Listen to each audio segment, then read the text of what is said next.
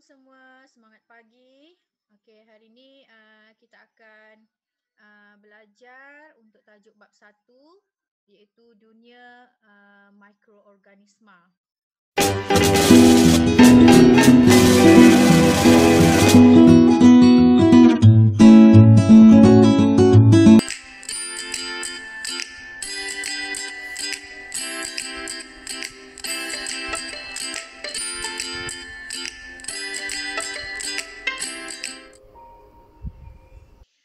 Okey, semangat pagi semua. Pagi teacher. Okey, hari ini kita akan hari ini kita akan belajar tentang tema 1, penyenggaraan dan kesinambungan hidup. Okey, bab 1 mikroorganisma dalam standard kandungan 1.1 dunia mikroorganisma. Standard pembelajaran pada hari ini iaitu 1.1.1 berkomunikasi mengenai mikroorganisma. Okey. So kalau kita tengok yang ni pernah ke tidak nampak mikroorganisma ni di mana-mana, berada di mana-mana? Pernah tak nampak? Pernah. Ha? Pernah tidak nampak yang pernah. Ni. Ini kan menggunakan mikroskop, nampak. Betul. Sebab itulah maksudnya kita tidak akan nampak dengan mata kasar. Kalau maksudnya boleh nampak dengan mata kasar tu, memang hebatlah mata kita ni. Okey. So sebabnya dia memang tidak boleh dilihat dengan mata kasar ya, sehinggalah kita kena tengok mikroorganisma ni guna mikroskop. Okey. Okey, so betul lah jawapan tadi. Okey, so kita tengok yang ni dunia mikroorganisma ya. Apakah mikroorganisma ya? Mikroorganisma ialah organisma seni yang tidak dapat dilihat dengan mata kasar dan hanya boleh dilihat dengan bantuan mikroskop ya. Okay, and then yang ini flora normal. Ni kena tahulah ya, flora normal ni dia mikroorganisma yang ditemukan pada organisma termasuklah manusia, haiwan, ada di badan kita ni tapi dia tidak menyebabkan penyakit. Tu yang kena tahulah. Okey, contohnya ni Lactobacillus. Okey, macam-macam spesies dia lah. Dan Streptococcus. Yang ni kalau kita tengok flora normal pada manusia yang berada di uretra lah. Okey. Dan yang ni flora normal mikroorganisma yang berada di saluran pernafasan, di kulit kita, di usus kecil. Okey, so ni nama-nama mikroorganisma ni lah. Ya. Ini ada dalam silibus kita dan kita kena tahulah yang ni nama-nama mikroorganisma ni. And then apa kepentingan flora normal? Okey, yang pertama mendapatkan nutrien. Okey, dan menghalang pembentukan koloni patogen. Okey. Seterusnya bakteria tadi tu dia mensintesiskan vitamin B12 dan vitamin K serta merangsang pertumbuhan tisu badan di saluran pernafasan dan juga merangsang pertumbuhan antibodi yang melawan patogen dan penyakit. Okey, so ini ialah kepentingan flora normal lah. Jadi kalau kita tengok mikroorganisma tadi, dia memang ada di badan kita, di hidupan tapi dia tidak menyebabkan penyakit. Okey, seterusnya yang ni. Ni pengelasan mikroorganisma ya. Iaitu ada 5 pengelasan yang mana pengelasan ni kita buat berdasarkan apa? Berdasarkan dia punya saiz, bentuk ataupun struktur asas dia, nutrisi, habitat dan cara pembiakan. So berdasarkan perkara-perkara tersebut, jadi mikroorganisma ni dikelaskanlah kepada 5 kelas, iaitu pertama fungi, kedua alga, ketiga protozoa, bakteria dan kelima virus. Okey, so ada teacher bagi tugasan TikTok. Okey, untuk claim point Aurora hari ni, Okay, teacher stop sharing dulu. Okay, untuk kita claim Aurora hari ni, boleh share tugasan TikTok masing-masing. Okay. Okay, so nanti kita akan pergi yang pengelasan untuk TikTok tadi tu, mikroorganisma. So inilah ya tugasan dia. Okay. So pertama kita masuk fungi ni, ulat. Okay, fungi pun boleh, dia punya sebutan tu. Okay, so macam mana pengelasan dia tadi tu? Untuk fungi ataupun kulat, pengelasan dibahagikan kepada 5. Yang pertama, saiz ya. Saiz makroskopik ialah yang kita boleh lihat dengan mata kasar. Okey. Jadi kalau kita tengok kulat ni yang kita boleh nampak dengan mata. Dan dia ada juga jenis mikroskopik. Tadi makro ni besar lah ya. Dan saiznya yang mikroskopik iaitu 10 mikrometer hingga 100 mikrometer. Contoh dia yeast lah. Nama kulat tu lah. Berbentuk sfera kecil. Okey, dan kalau multisel mukur. Berbentuk seperti benang lah. Okey, nanti rujuklah macam mana bentuk-bentuk yeast ni macam mana, mukur ni macam mana. Okey, seterusnya ialah nutrisi, iaitu cara dia dapat makanan. Nutrisi ni ialah cara macam mana dia dapat makanan. Kalau kulat ni dia tidak boleh menghasilkan makanan sendiri. Okey, maksudnya macam mana dia dapat makanan? Pertama, saprofit. Ini istilah dia ya.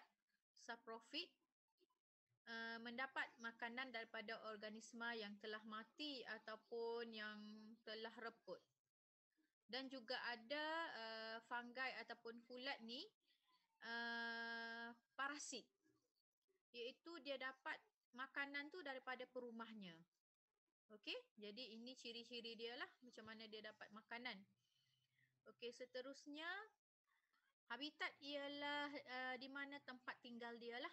Okey, di mana kita boleh jumpa fungi ataupun kulat ni. Okey, iaitu pertama persekitaran yang lembap ataupun gelap situ ya. Haiwan ataupun tumbuhan mati lah. Dia dah jadi reput ya, ataupun tinja, najis lah ya. Kulit haiwan dan juga makanan-makanan. Okey, so di situlah kita boleh jumpa kulat ataupun fungi. Okey, seterusnya ialah cara pembiakan. Macam mana dia membiak? Kalau kulat yang jenis unisel ni maksudnya dia ada satu sel sahajalah. Okey, contohnya yeast, dia melalui pertunasan. Okey, nanti kita tengok macam mana pertunasan ni. Dan kalau multisel ni iaitu yang banyak sel lah. Contohnya mukur, ni nama dia lah ya, mukur. Dia boleh membiak secara aseks, iaitu melalui pembentukan spora dan juga melalui seks, iaitu konjugasi. Konjugasi ni dia pertemuan di antara hifa dan menghasilkan mukur baru. Ni macam mana yeast tadi tu membiak ya. Ni secara pertunasan lah. Boleh rujuk juga di buku teks nanti, muka surat 7. Okey, so di badan yeast tu nanti akan keluar macam tunas macam ni. Okey, so tunas tu akan bertumbuh lah. Okey, setiap tunas tu akan bertumbuh menjadi yeast yang baru. Okey, seterusnya ini pembiakan aseks dan seks dalam mukur. Kalau konjugasi tadi tu pertemuan dua hifa ni, pertemuan antara dua hifa tadi tu. Okey, membentuk organisma baru dah. Kalau yang pembentukan spora ni adalah pembiakan seks lah. Okey, kalau konjugasi ini pembiakan seks. Okey, so kena bezalah ini antara pembiakan untuk mukur. Dahulu. Okay, seterusnya kita sambung tentang alga. Okay, so ni alga yang Kita mungkin kamu pernah nampak ataupun tidak ni? Pernah lumut kolam. Lumut-lumut so kalau kita tengok alga ni ada di antaranya yang kita boleh nampak dengan mata. Okey. Okey, so ini dia punya pengelasan lah. Dari segi saiz, bentuk, nutrisi, habitat. Okey, kita teruskanlah dengan alga. Alga dia mempunyai saiz yang berbeza-beza. Terdapat alga makroskopik.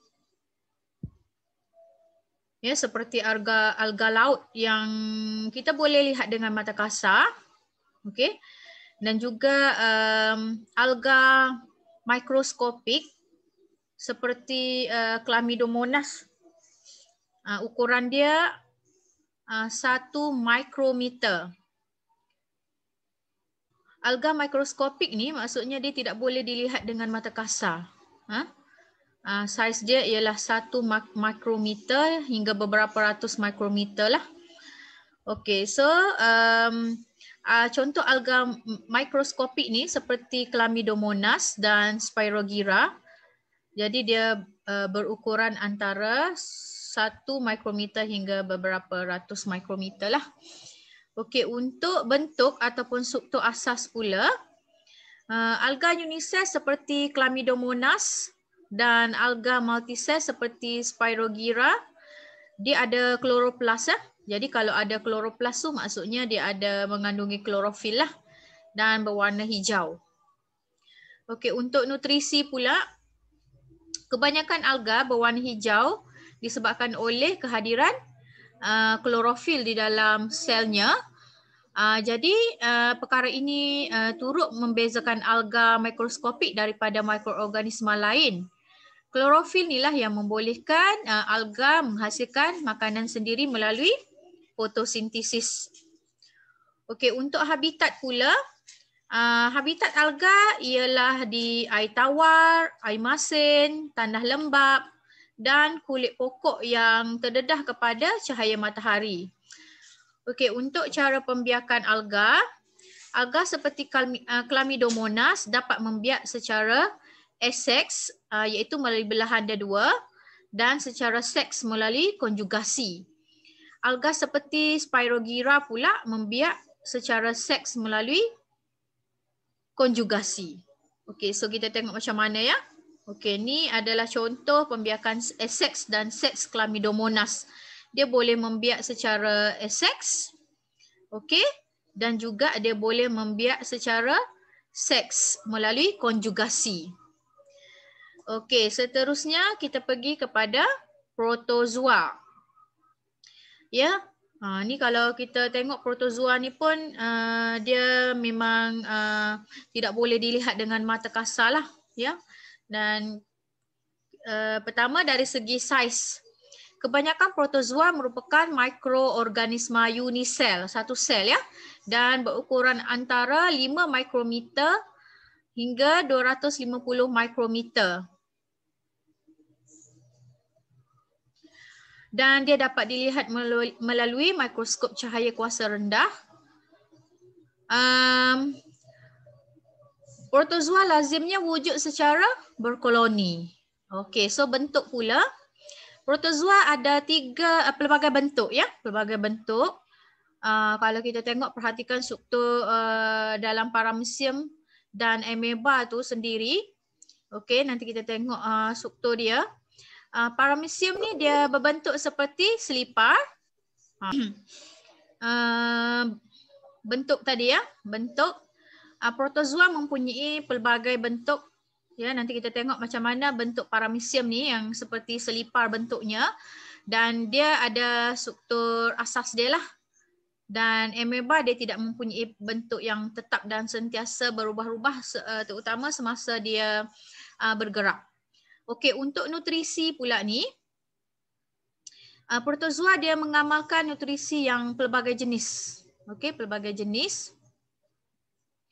Terdapat protozoa yang dapat menjalankan fotosintesis, contohnya alga, dan ada yang bersifat parasit. Contohnya seperti Plasmodium, ameba ya, dia dapat nutrien melalui fagositosis. Nanti kejap lagi kita tengok macam mana fagositosis ni.